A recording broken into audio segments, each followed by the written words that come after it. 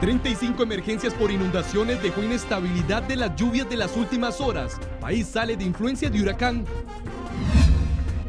Informe revela contactos entre Junta de Caja y cooperativas por Ebais. Juez aún no define si lo suspende de cargos. La trataron, como digo yo, como que fuera una sicaria involucrada en narcotráfico y asesinato. Chávez calificó de abuso de poder y politización arresto de Marta Esquivel. Poder Judicial rechaza ataques. 5.000 emergencias registra bomberos en vehículos en 3 años. Incidentes con fuego y colisiones lideran la lista. Época de celo de cocodrilos hacia animales más agresivos. Otro ataque a perros se dio en Terraba. La Liga reconoció cancha sintética, donde defenderá su invicto en Copa Centroamericana este jueves.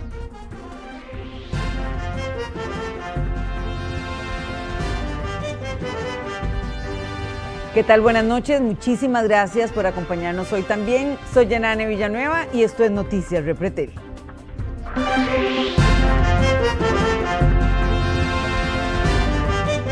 De inmediato vamos al detalle de las informaciones porque queremos actualizar 35 emergencias por inundaciones, al menos 35 dejó la inestabilidad atmosférica con las lluvias de las últimas horas.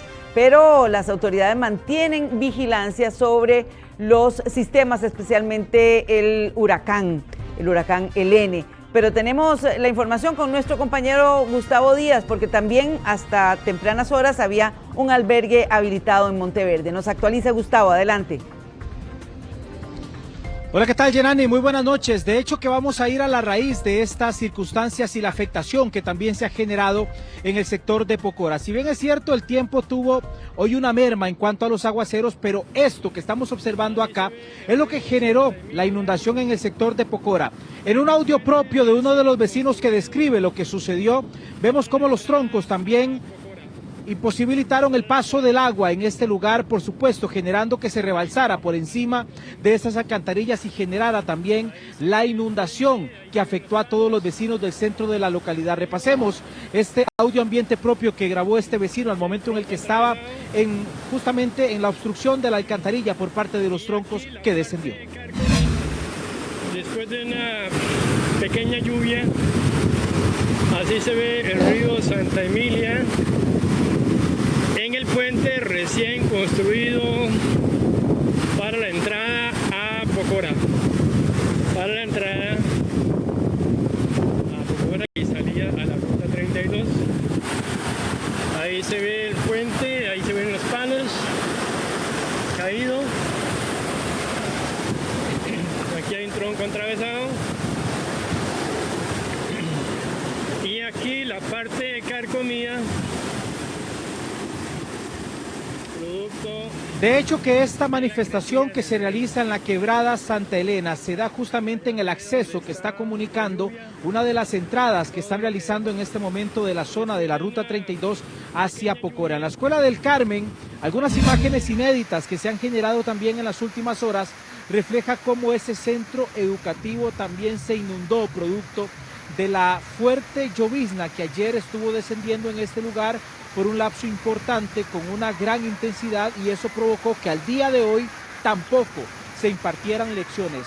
La mayor cantidad de educadores estaban en un congreso, la otra parte, por supuesto, que se reunieron con el fin de poder realizar y ejecutar las labores de limpieza en la Escuela del Carmen, y que por supuesto esto provocó que los estudiantes no llegaran a recibir lecciones el día de hoy y que probablemente se retomen hasta el día de mañana. Lo mismo, el escenario se repitió también en el Sensinay, justamente de la localidad de Pocora. Noticias Repretel estuvo este día con la administradora, la encargada, con las maestras, conociendo cuáles fueron los resultados, y los vamos a ver en pocos instantes, que dejó esta inundación en el Sensinay. Estamos hablando de que son 5 maestras más la administración quienes estaban hoy completamente comprometidas y centradas en la limpieza y lavatorio también de cada uno de los elementos que lamentablemente se vieron afectados por el agua sucia al momento en el que se da también esta inundación. Estamos hablando de que son 508 personas las que en este caso se vieron afectadas y no pudieron recibir el servicio, entre menores, entre las madres que están en periodo de lactancia y también embarazadas. Así se veía por fuera el Sensinay en estas otras imágenes que estamos observando al momento en el que se comenzaba a inundar. Todo tiene un enlace. La quebrada Santa Elena se desborda, el agua comienza a ingresar de esta forma al Sensinay y provoca las imágenes que también estábamos observando en ese lugar, dañando por supuesto documentos, colchonetas, material didáctico y por supuesto la alimentación no se vio afectada en este caso por fortuna, dado que se logró levantar a muy buen tiempo a la hora en el que esta agua comenzaba a ingresar al interior de este Sensinay. En horas de la tarde, uno de los lugares que registró un aguacero fuerte, al menos entre las 2 y 3 de la tarde, fue San Ramón, porque precisamente allí también se ha mantenido una vigilancia. Hay sectores en el centro de San Ramón que se ven muy amenazados y que los suelos están saturados, y además de eso también algunos accesos en donde las quebradas se desbordan hacia otras zonas también de este cantón alajuelense, que ha venido sufriendo algunos embates de la naturaleza, producto también de estas más de 170 incidencias que se han reportado con esta inestabilidad atmosférica desde el fin de semana hasta este miércoles, mitad de semana. Vamos a ver a continuación también, justamente yo les comentaba, cuáles son las consecuencias que se vivieron en este Sensinay de Pocora, y en las voces protagonistas de quienes hoy estaban limpiando, estaban lavando, estaban acomodando y evaluando daños, vamos a observar qué fue lo que sucedió. El agua alcanzó con mayor afectación el Sensinay de Pocora. Allí las maestras se toparon hoy con daños importantes y sin poder brindar el servicio. Así lo confirmó la encargada del centro de atención. Corrimos, levantamos cosas, lo que pudimos, pero se mojaron expedientes, se mojaron muebles, especialmente de las aulas. Eso nos afectó grandemente, bueno, y a la población que atendemos, porque ya hoy tuvimos que suspender el servicio, no se pudieron atender los niños de la parte de APC, que son los niños que permanecen acá al cuidado de las mamás que trabajan y que requieren de esa atención, y además los servicios de comidas servidas, que son los niños que vienen a almorzar, y las mamás embarazadas y lactantes que vienen también a recibir sus alimentos. Mientras por dentro el agua hacía estragos, por fuera la afectación se mostraba así. Ya para ese momento solo quedaba un niño adentro. Todavía nos quedaba un niño, entonces yo estaba con él en el comedor. Ahí fue cuando empezamos a ver que el agua empezó a rebalsarse de la cuneta que se había hecho. Ya a los 5 o 10 minutos teníamos el comedor completamente inundado. Entonces al venir a las aulas, mi aula queda en un espacio donde hay bastante desnivel. Ya cuando vine estaba inundada el aula, colchonetas mojadas, material didáctico mojado, muebles, bueno, prácticamente todo. Hubo una razón del por qué el centro de Pocora se inundó. El agua que pasa por la quebrada Santa Emilia se rebalsó. Así lo describe don Walter, un vecino que incluso grabó un video al momento en que los troncos obstruían el paso del agua. Algunos troncos bajaron porque allá en la ruta 32 esos troncos pasaron bien, sin ningún problema. Y aquí vinieron, un palo cayó y los troncos que venían al lado atrás obstaculizaron el paso del agua, y el agua se tiró hacia aquí, hacia el oeste, ocasionando que luego el agua se tirara hacia abajo. Ocurrido el evento, nos dirigimos al sector a realizar labores de mantenimiento y de limpieza a los drenajes que contaban con escombros, materiales e inclusive basura. Estamos coordinando con el contratista acelerar las obras constructivas de drenaje y de la alcantarilla de cuadro que está en proceso de construcción en la rampa norte de este tan importante PSV para la comunidad de Pocora, para evitar y mitigar este tipo de situaciones en lo futuro. Las lluvias en horas de la tarde dieron un respiro y también permitieron el reacomodo de los lugares afectados. Asimismo ocurrió también en la Escuela del Carmen, que no impartieron lecciones este miércoles, porque en las últimas horas sucedió esto. Las condiciones se esperan mejore para los próximos 2 días. Si bien es cierto, no se han registrado inundaciones importantes, pero el deslizamiento de algún terreno que ha estado completamente flojo y con saturación de agua también es evidente, y esto lo estamos reflejando con las imágenes que observamos a continuación, porque reflejan también una avalancha que en su momento puede estar descendiendo hacia una quebrada que desemboca en el río El Ceibo, esto en Buenos Aires de Punta Arenas. De allí que se mantiene con un monitoreo importante, porque la cantidad de tierra que pueda ir cayendo puede generar un taponamiento importante en esta quebrada, y a partir de allí la consecuencia mayor de generar una cabeza de agua que se mantiene también con una tensión importante para los vecinos de esa localidad de los alrededores del Ceibo de Buenos Aires de Punta Arenas. En las últimas horas, don Alejandro Picado de la Comisión Nacional de Emergencias estaba haciendo referencia sobre las atenciones que no se tienen que dejar de lado con estas últimas horas también, pese a que la lluvia tuvo una disminución. De acuerdo con el Instituto Meteorológico Nacional, para hoy se espera una disminución de las lluvias en comparación con los días anteriores. Sin embargo, se podrían presentar lluvias en la vertiente del Pacífico y el Valle Central. Además, mantenemos un constante monitoreo de la formación del huracán Helene. Recordamos que nos mantenemos en alerta amarilla para todo el país, excepto para la vertiente del Caribe, misma que se mantiene en alerta verde. Recomendamos a la población mantenerse informada a través de los medios oficiales y, ante cualquier emergencia, llamar al sistema 911. Bueno, y es que a partir de cuando este huracán Helene va a dejar de tener una influencia indirecta en nuestro país, nuestra compañera María Fernanda Chacón está en el Instituto Meteorológico Nacional y ella con los expertos nos aclara todas estas dudas.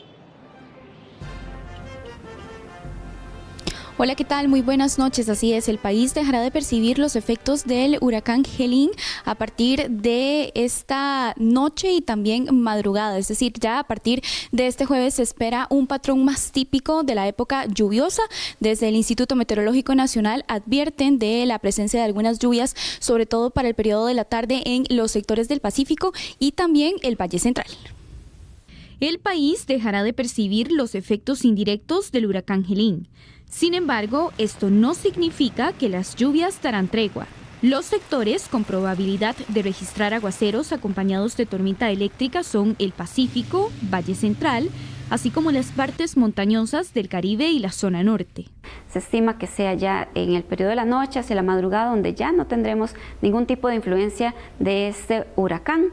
Sin embargo, ya a partir de jueves y lo que resta de la semana, retornamos de manera gradual al patrón usual de la época lluviosa. Eso quiere decir que por las tardes hay alta probabilidad no solamente de precipitaciones, sino también presencia de tormenta eléctrica. Además, para este jueves, la nubosidad no se presentará desde tempranas horas como sucedió en días anteriores. Se estima que la cobertura de nubes no esté desde tempranas horas, sino que vaya incrementándose, acercándose hacia el mediodía, lo cual permitirá un ascenso en las temperaturas y que se perciban temperaturas cálidas. Estamos hablando entre los 24 a los 28, 29 grados Celsius en el Valle Central y superiores a 30 grados Celsius hacia sectores costeros, tanto del Caribe como también del Pacífico. En las llanuras de la zona norte es otro punto donde las temperaturas pueden exceder los 30 grados Celsius a partir de este jueves. Hay alta saturación de suelos en la zona norte, Pacífico Sur y Valle Central, donde puede aumentar la probabilidad de que se presenten incidentes con cualquier tipo de lluvia, ya sea débil o fuerte. Los expertos piden prevención ante tormenta eléctrica y buscar refugio en un sitio seguro en caso de fuertes ráfagas de viento, debido a la posible caída de ramas de árboles o tendido eléctrico. Desde el Instituto Meteorológico Nacional hacen un llamado de prevención, sobre todo por los altos niveles de saturación de suelos que dejan las lluvias que se han presentado en los últimos días, niveles de saturación que incluso llegan al 80%, ya que pese a que no tendremos lluvias tan intensas como las que hemos percibido en estos días, pues sí se presentarán algunas durante el periodo de la tarde e incluso podrían extenderse hasta la noche. Desde el Instituto Meteorológico Nacional, uniforme de María Fernanda Chacón para Noticias Repretel. María Fernanda, muchísimas gracias. Así las cosas, a tener mucha precaución. Usted se actualizó y usted se informó en este momento. Este fue el reporte de Gustavo Díaz Parrales para Noticias Repretel.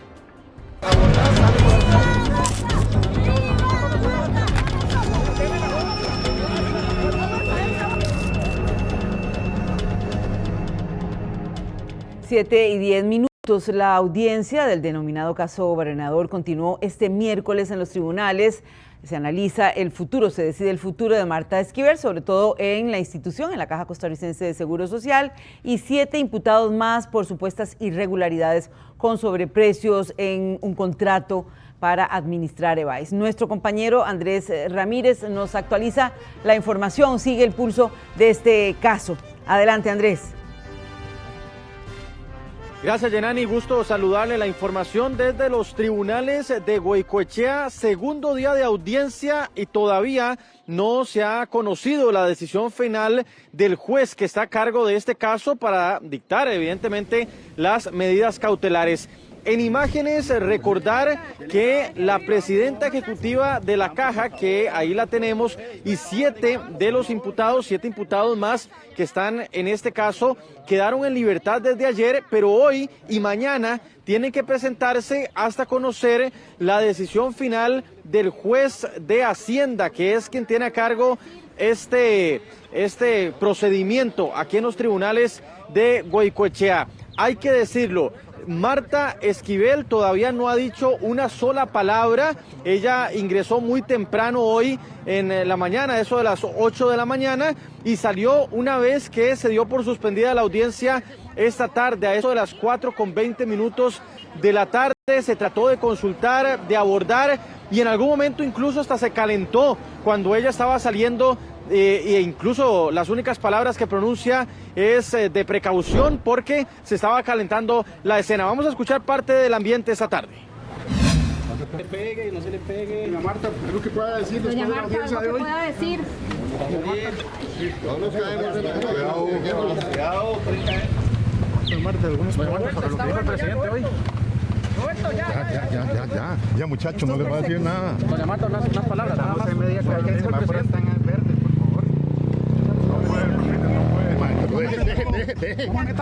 Deje. Tranquilo, Tranquilo, vamos. Será hasta mañana a las 8:30, faltan unos 3 abogados, cada abogado de cada uno de los imputados tiene que hablar. Hoy lo hicieron 5 de ellos, así que quedan pendientes algunos para mañana a las 8:30. ¿Qué es lo que nos dijo un defensor posterior a la finalización de la audiencia, por lo menos durante este miércoles? Aquí lo tenemos. En la exposición de nosotros dejamos absolutamente claro que la teoría del Ministerio Público es absolutamente infundada. Particularmente en el caso de don Roberto, no pueden demostrar de ninguna manera alguna acción irregular, y por el contrario, aquí hoy se demostró y se va a demostrar durante todo el proceso que las acciones de don Roberto siempre fueron dirigidas a salvaguardar los intereses de la Caja Costarricense del Seguro Social. Parte de lo que tiene en el libro el Ministerio Público en su expediente es que existieron aparentes contactos directos entre representantes de las cooperativas y algunos miembros de la Junta Directiva, dice el Ministerio Público, para supuestamente acomodar este contrato y la adjudicación para estos EVAIS. Todo esto lo profundizamos a continuación.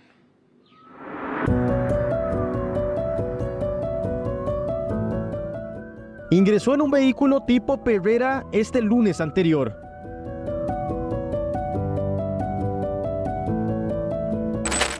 Salió este martes entre un tumulto con una bolsa plástica con su ropa, luego de pasar una noche en la celda.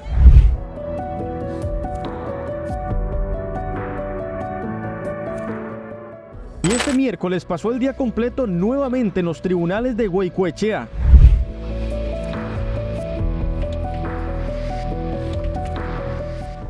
El conocido como caso Barrenador contra la presidenta de la Caja y 7 personas más se mantiene abierto. Este es uno de los documentos en donde la comisión no avala los precios de la adjudicación de algunos EVAIS a cooperativas.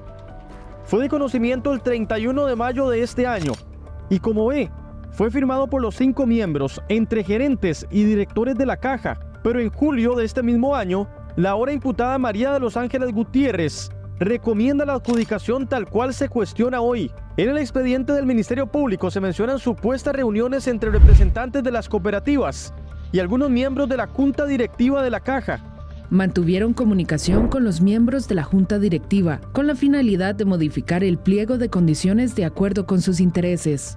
Se reunieron de forma presencial con la Junta Directiva para manifestar su molestia sobre la recomendación de infructuosidad. En su momento vamos a dar declaraciones amplias y suficientes a todos los medios, dado que la opinión pública se merece conocer cuál es la verdad de lo que ha acontecido en el ejercicio de la función pública cuando fui director de la Junta Directiva hace un año. Bueno, son momentos muy difíciles, pero cuando uno ha ejercido la función pública sabe que siempre tiene la obligación de dar cuenta de sus actos, y aquí estoy para dar cuenta de mis actos. Posteriormente podemos conversarlo con ustedes cuando estén en la libertad y en la posibilidad de dar amplias declaraciones de lo actuado. Esta licitación que se denuncia como adjudicada de manera ilegítima, pues realmente no ha ni siquiera surtido efecto. Está apelada por uno de los oferentes, así que ni siquiera ha entrado en vigencia. Por lo tanto, no existe ningún daño al erario público, y siendo que inclusive esa misma licitación puede ser traída abajo por parte de la Contraloría, aceptando las apelaciones o anulándola, en realidad no tendría ninguna razón de ser las medidas cautelares por actos que no han causado un perjuicio al erario. Así que, bueno, le expusimos esto al juez y solicitamos que no impusiera ninguna medida en el caso de don Jorge. El expediente se mantiene abierto.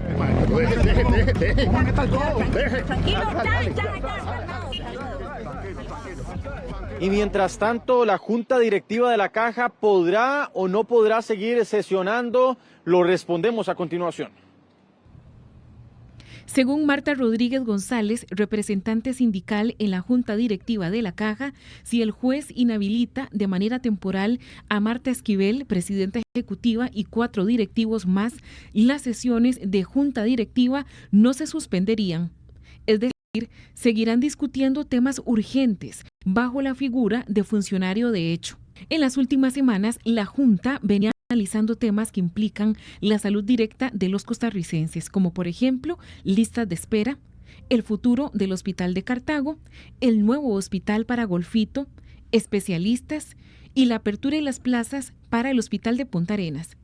De hecho, unos días antes de la detención de Marta Esquivel, la jerarca conversó con Noticias Repretel sobre los temas pendientes en relación al faltante de especialistas. Creo que el país cometió un grave error al no ser más efectivo en formar especialistas, y por muchos años, yo no estoy hablando de pandemia, simplemente yo creo que tenemos 20 años de hacer las cosas mal, porque además no teníamos los criterios de claridad de cuáles especialistas requeríamos, y empezamos a formar según criterios externos, ni siquiera de la Caja Costarricense. La sesión de este martes fue confidencial y la propuesta se aprobó con 4 votos a favor. Bueno, y el presidente de la República, Rodrigo Chávez, hoy se refirió abiertamente a este tema. A continuación, algunas de sus palabras. Durante 23 minutos, el presidente Rodrigo Chávez hizo su descargo de las acciones tomadas por la Fiscalía en investigación contra las autoridades de la Caja Costarricense de Seguro Social. Las tildó como un abuso de poder de parte del fiscal Carlos Díaz y de amedrentar el gobierno. A mí me parece que esto es un capricho torpe de la Fiscalía y de quienes manejan al fiscal y a los fiscales dentro del Poder Judicial. La trataron, como digo yo, como que fuera una sicaria involucrada en narcotráfico y asesinato. ¿Qué sigue, don Carlos? Allanar mi casa.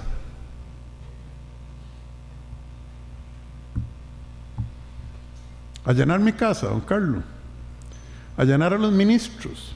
Aprovechó para hacer señalamientos hacia algunos magistrados del Poder Judicial. Si don Carlos no da las explicaciones, lo tienen que dar sus jefes. Ustedes saben que Paul Rueda y Patricia Solano fueron los que impulsaron el nombramiento de don Carlos. Don Carlos, quien bajo su Fiscalía General cometió uno de los atropellos más grandes en la historia del Poder Judicial de este país. E hizo una advertencia. Ustedes costarricenses son muy inteligentes. Estén listos, sean vigilantes y observemos. Que vivan siempre el trabajo y la paz, pero no nos van a hacer siervos menguados. El presidente de la Corte Suprema de Justicia, Orlando Aguirre, señaló mediante un comunicado: es en el marco del debido proceso, ante las instancias jurisdiccionales, donde se debaten elementos de cada parte considera apropiados. No es momento para promover la polarización y el enfrentamiento. Deben de prevalecer el Estado de Derecho y la institucionalidad. Chávez aprovechó para cuestionar el actuar del Ministerio Público en otros casos judiciales que siguen en desarrollo. Bueno, y esas palabras del presidente tuvieron eco también en la Asamblea Legislativa. Por un lado, el oficialismo respaldando las declaraciones del presidente de la República, preocupados por lo que ellos dicen fue un show, ha sido todo un show esto que se ha dado, pero por otro lado, fracciones opositoras como el Frente Amplio, por ejemplo, Liberación Nacional, que más bien cuestionan lo que están diciendo tanto la fracción oficialista como el presidente. ¿Qué es lo que se está diciendo ahorita en la Asamblea Legislativa? Lo vemos. También llama poderosamente la atención el grito de auxilio del presidente de la República, más que una amenaza.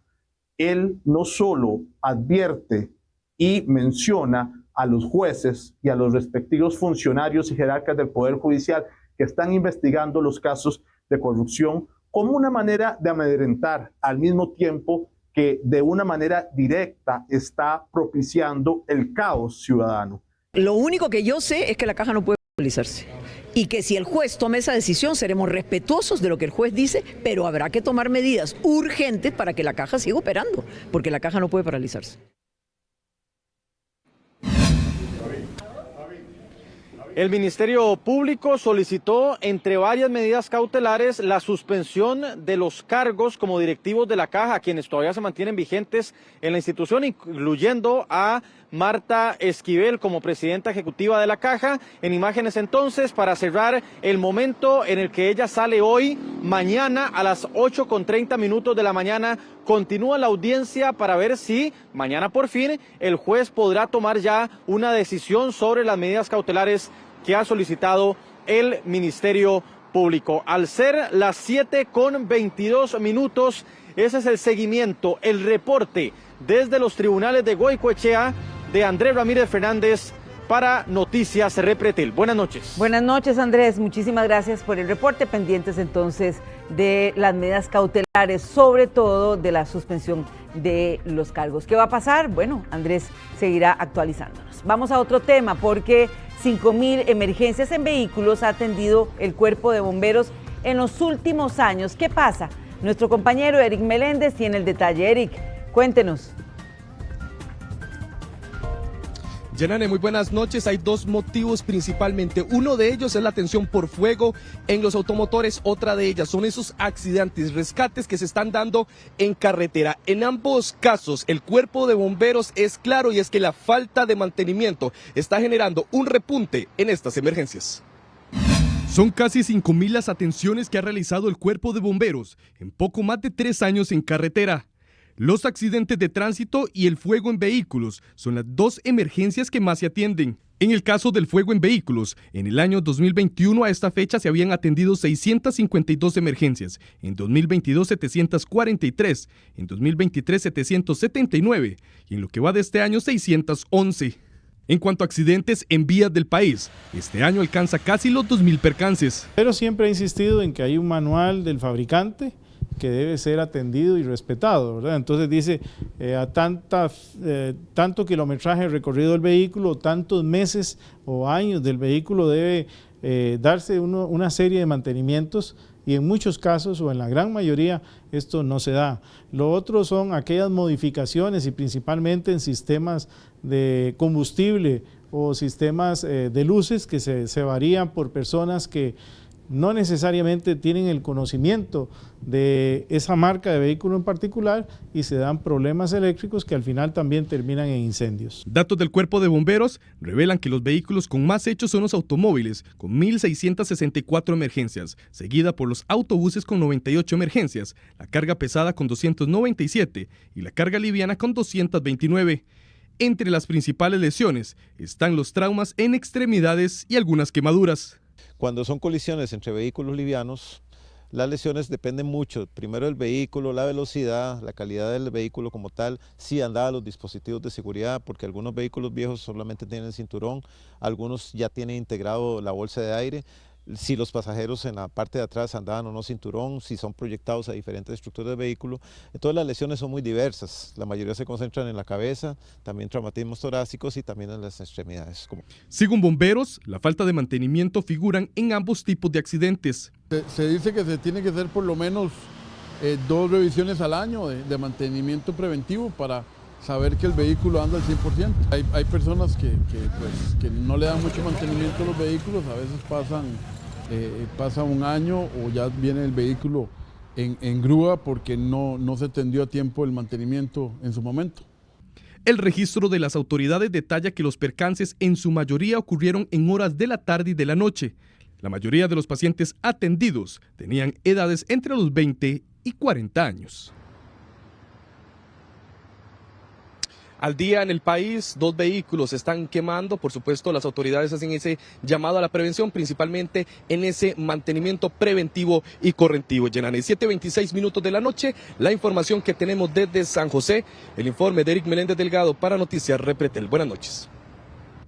Muchísimas gracias, Eric. Y vamos a ver este video, porque se registra este video en el que un cocodrilo devora a un perro, y esto se presentó en Esterillos de Parrita.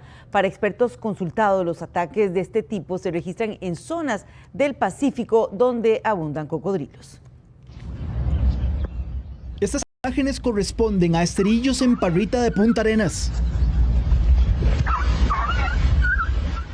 Sería el segundo ataque captado por cámaras de celular, en el cual lamentablemente pierde la vida un perro. Se presentó en la desembocadura del río Terraba, también en el Pacífico sur de nuestro país.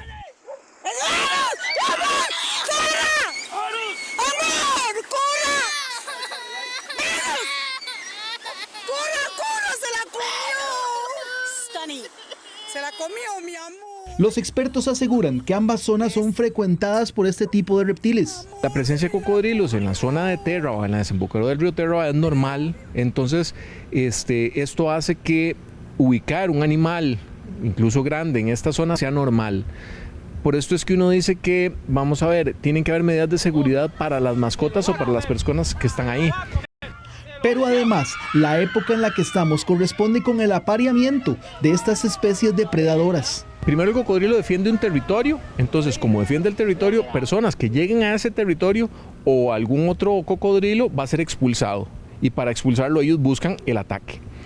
Y después puede ser que también los machos que fueron desplazados por los cocodrilos más grandes estén deambulando en zonas de no necesariamente de su distribución.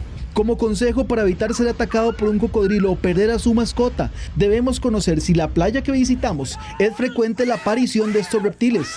Y si presenciamos un ataque, en vez de grabar con el celular, lanzarle, guardando la distancia, piedras o palos al depredador.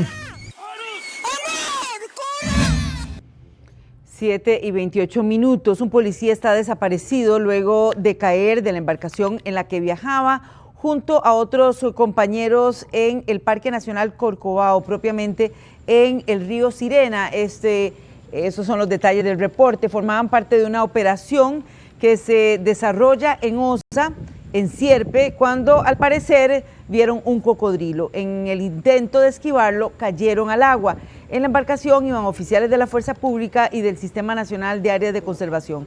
Los 4 agentes de la Fuerza Pública cayeron al agua y 3 lograron salir. Sin embargo, el 4º oficial todavía continúa desaparecido. Un grupo especializado con personeros de rescate se mantiene en la zona buscando a la gente. Propiamente en el sector de Osa, en el río Sirena.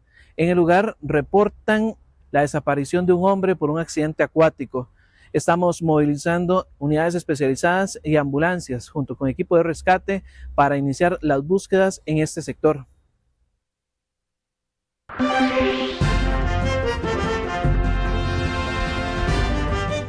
7:30 minutos. A esta hora les informamos que el brote por dengue en Barrio Cuba dispara casos y también abarrota servicios de emergencias ya de por sí llenos. Nuestra compañera Tracy Morales nos amplía. Adelante, Tracy.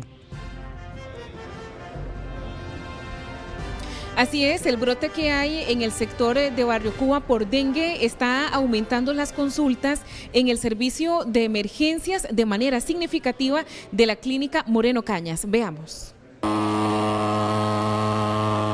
Estas fueron las fumigaciones que realizaron durante este miércoles en Barrio Cuba y en el sector de Cristo Rey.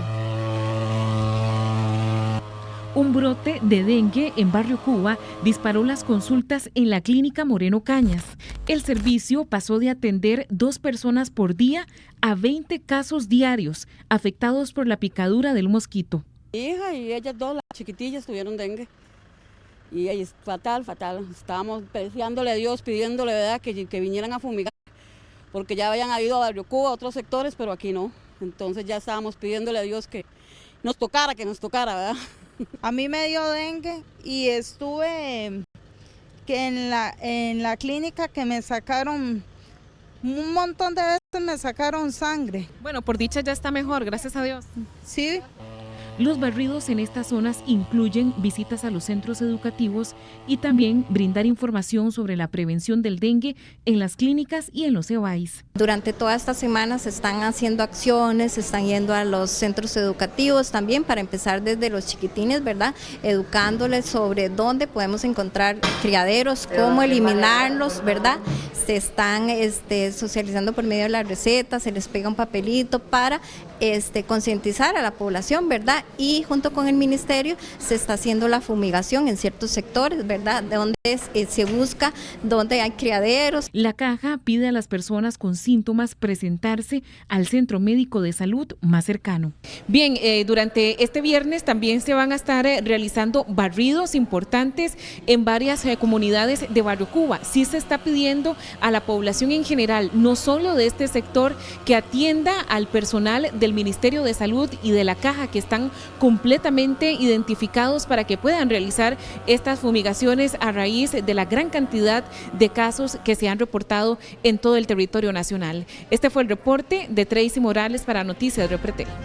Muchas gracias, Tracy. Gracias también por las recomendaciones. Invadir el carril, adelantar en curva y girar en U son las infracciones graves más comunes que cometen los choferes. En cuestión de 30 minutos, todas estas motos y vehículos se la jugaron y desafiaron a las autoridades.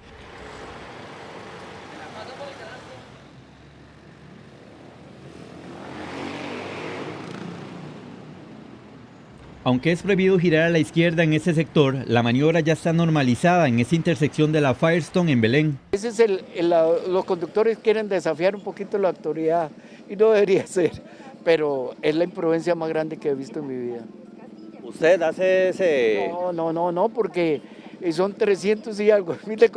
Creo que son 4 puntos en la licencia y me parece como que no, ¿verdad? Sí, por las precisas de la hora de salida, que digamos acá la vía que hay para Belén está cerrada, habría que ir hasta EPA y dar un vueltón.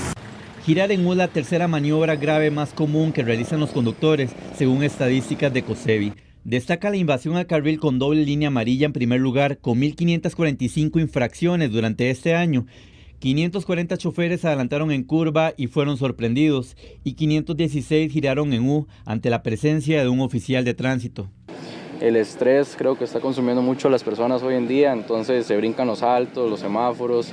Entonces creo que hay que tener un poco más como de precaución, más paciencia, pensar a la hora de tomar una decisión. Creo que va más que todo en la toma de decisiones.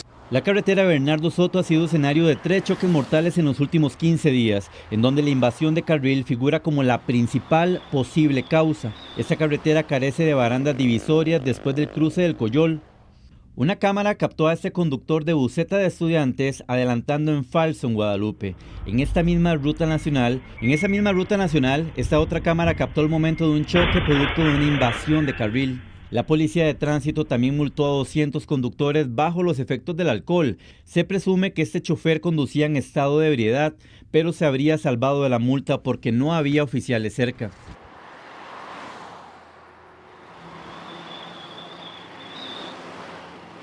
Exceso de velocidad, el teléfono y el alcohol. O sea, todos los días. Casi todos los días se ve, sí. Principalmente los viernes de noche. 3.218 conductores deberán llevar un curso de reeducación vial porque cometieron faltas graves y sumaron 6 puntos en la licencia. Deberán ganar el curso para que se les renueve la licencia por un plazo de 4 años. A estos conductores les impusieron una multa de 364,000 colones. Por ese sí.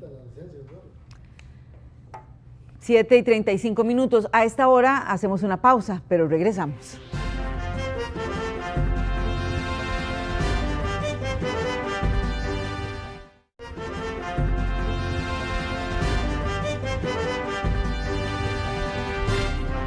Siempre agradecida por su compañía. El SENASA informa que recibió más de 1.200 denuncias este año, unas 5 en promedio por día, esto por tenencia irresponsable de mascotas. Decomisan perros que pasan días sin comer, pasan enfermos, también amarrados y olvidados.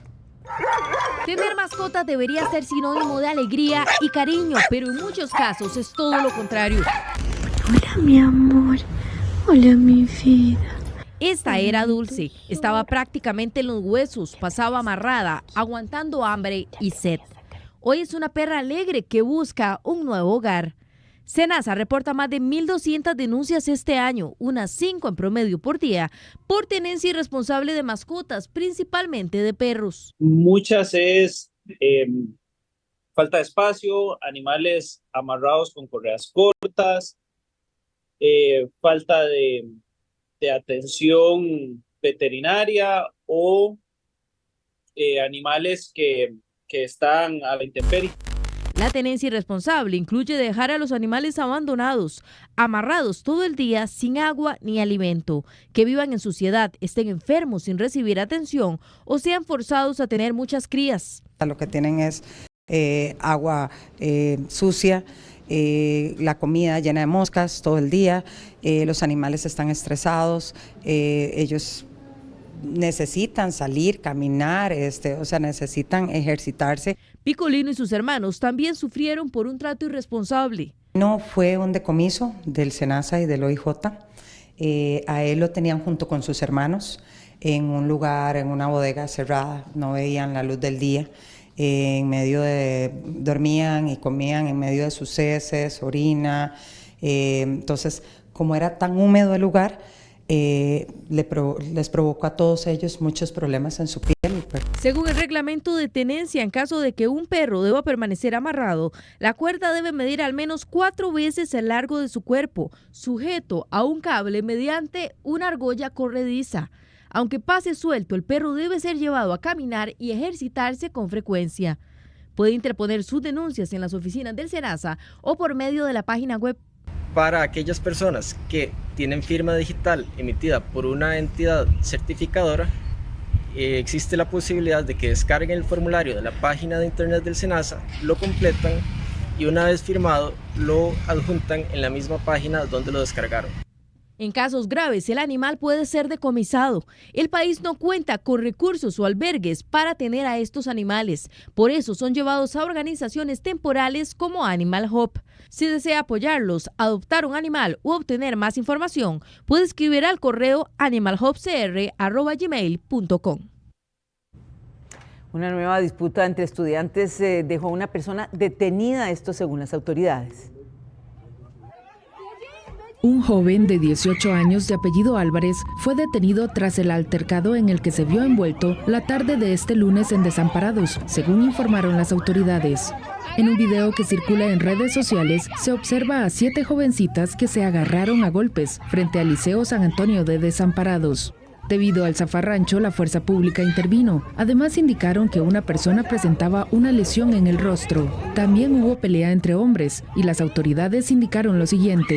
En el lugar identificaron a un sujeto que presentaba una lesión en el rostro y quien indicó ser el padre de 3 jóvenes estudiantes del Liceo de San Antonio. Pese a la presencia policial, los jóvenes seguían golpeándose. Los policías constataron que 3 jóvenes se refugiaron en un taller cercano. De ellos 2 son mayores y un menor de edad, mismo que en apariencia agredió al padre de las jóvenes. Las autoridades del Ministerio de Educación Pública indicaron que ya tienen identificados a los jóvenes.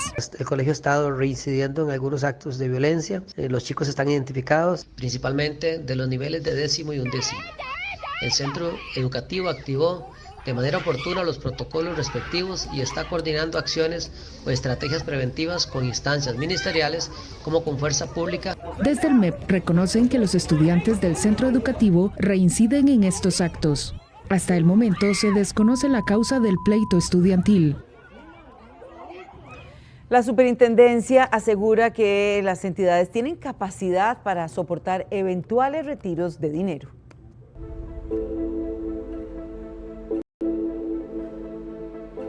En menos de un año se ha dado la intervención de 2 entidades, Copeservidores y Decifin, lo que ha ocasionado dudas entre los costarricenses. Algunos se preguntan dónde está seguro el dinero. Puede ser que pase todo eso con el trabajador. Definitivamente es algo que a todos nos cuestan las cosas, ¿verdad? En conferencia de prensa, la superintendente de entidades financieras señaló que tienen un nivel de liquidez alto. En palabras sencillas, esto significa que tienen la capacidad para soportar eventuales retiros de depósitos. Hay excedentes importantes, principalmente en colones, según informó su jefe. Ya mejor tenerla en el banco, ¿verdad? Porque si no, en la casa también se nos la pueden robar. Expertos ya han hecho un llamado a los costarricenses a que no se fijen solo en las tasas de interés, sino también en otros aspectos. Por sector destaca, digamos, en temas de calidad, medida como índice de morosidad, el sector de bancos privados con un 1.4%. La suficiencia patrimonial tiene un límite regulatorio del 10% en las entidades. En el caso de las mutuales, el promedio es de 14,71%, en las cooperativas 18,94%, en bancos privados 15,61% y en bancos públicos 16,18% según su jefe. También hablaron sobre el índice de morosidad en esta conferencia. El aumento del sector cooperativo que había llegado casi al 6% con los resultados de Copeservidores después de la exigencia de mayores estimaciones y el inicio de la intervención, ya retoma la senda del 2.7%. La superintendencia asegura que lo sucedido con estas 2 entidades son casos puntuales.